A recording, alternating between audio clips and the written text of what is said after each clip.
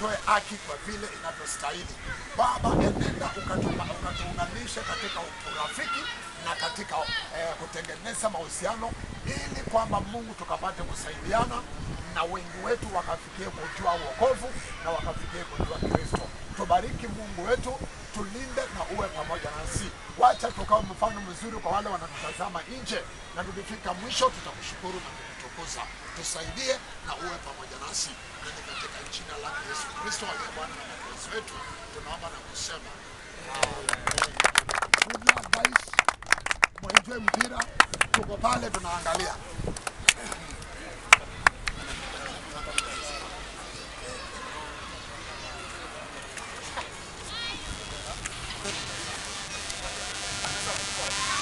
Sikizeni refu.